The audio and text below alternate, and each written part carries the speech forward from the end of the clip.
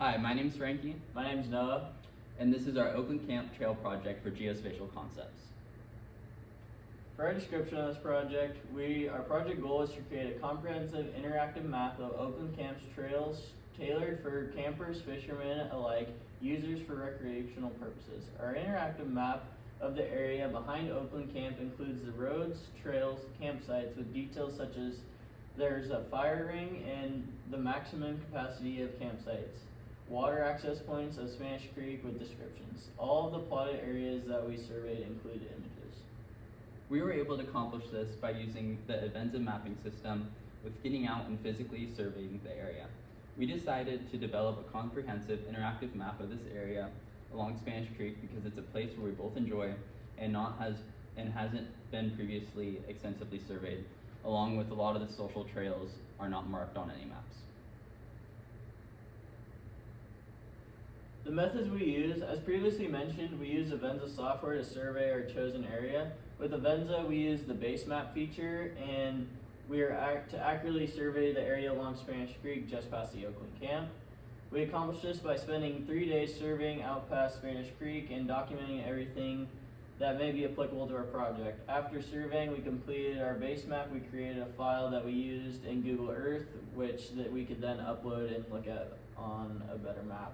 And then potential users of this map would be able to access it.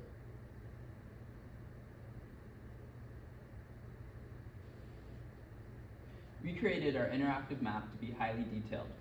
For example, along all of our road and trail surveys, we recorded the distance of each road and trail, total elevation gain and loss, include images of the road and trail with start and end points of the road and trail, a description of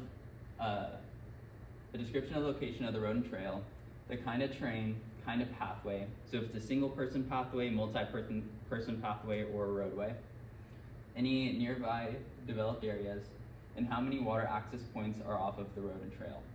Water descriptions of that stretch of the creek, and a scale of 1 to 10 of hardness for trails, and any notes that may be applicable to each road and or trail. For the scale of 1 to 10 to hardness, we did this because we wanted our users to be able to judge how easy the hike potentially may be for them. Also included in our interactive map are marked road pullouts and trailer turnarounds, current road and trail obstructions, pins at the start of each and end road trail, campsites with or without fire rings and their maximum occupancy, notable land features, and vista points. This here is our legend.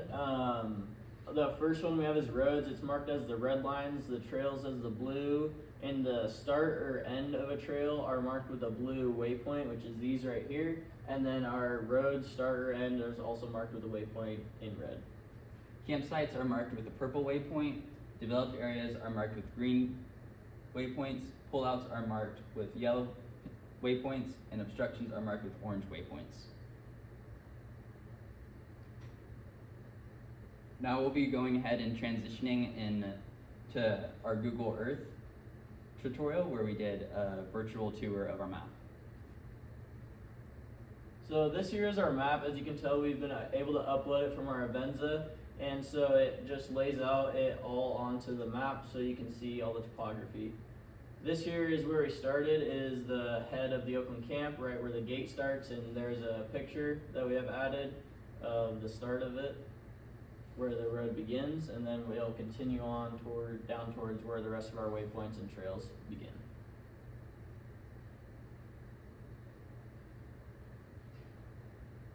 Here you can kind of see an overview of our whole mapped out area. So whenever you clicked on a pin or a road, a general description will pop up with the name, the location, how many water access points, the terrain, developed areas, and water description, kind of pathway, and any notes that may be applicable to this specific item.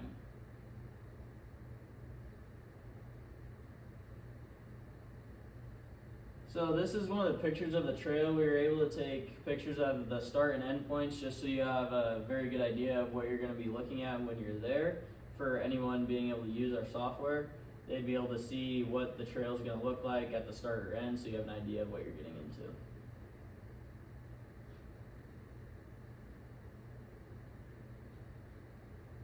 Here you can see a marked point for a pullout along the side of the road, so if another vehicle is coming, you have a safe spot to pull over to the side of the road and allow that vehicle to pass. We'll then come down towards where most of our campsites were.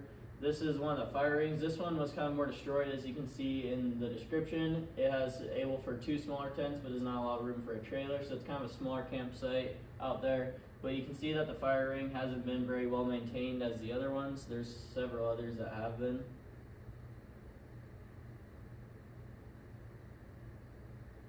Here you can see a fire ring that's a little bit more developed, a little bit higher sides. So when you get to the campsite, you wouldn't have to build your own fire ring. This one also has a description in the top section where it tells you how many you're able to have, how many tents you're able to have, and access points.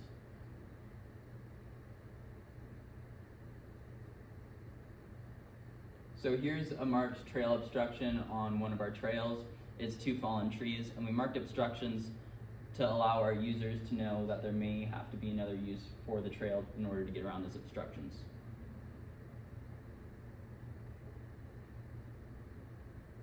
This here is the waterfall that flows into Spanish Creek. You can see here it crosses the road, so we label it as an obstruction as it might get washed out or get a little muddy, so you might have to have 4-wheel drive or a larger vehicle to cross. Here we'll be able to see more pictures of the waterfall.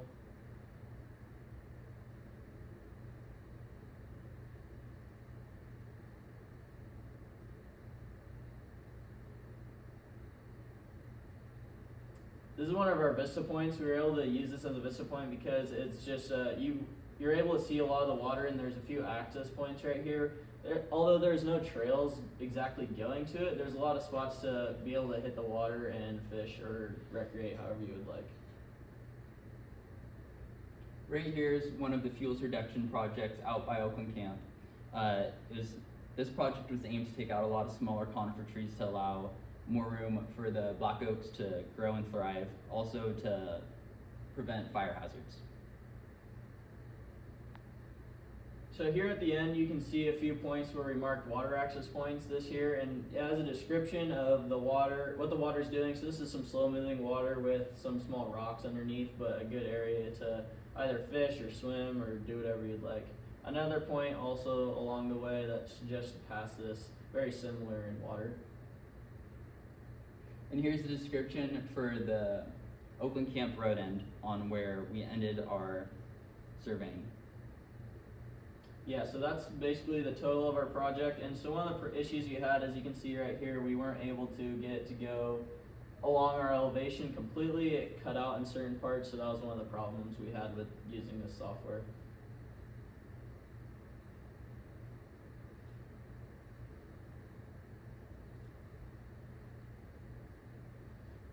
Our learning outcomes. There were several different issues that we had while conducting this project, but we were able to overcome them and find a solution. Example of this was the Avenza software wasn't always showing us 100% accurate information of where we were, so we had to go back and redo a few trails and points that weren't precisely where they were, actually physically.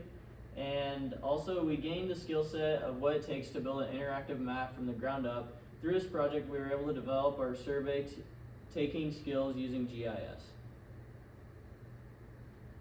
For a conclusion, in all, we were able to make a very detailed interactive map of the entire area behind Oakland Camp, with roads, trails, campsites, etc.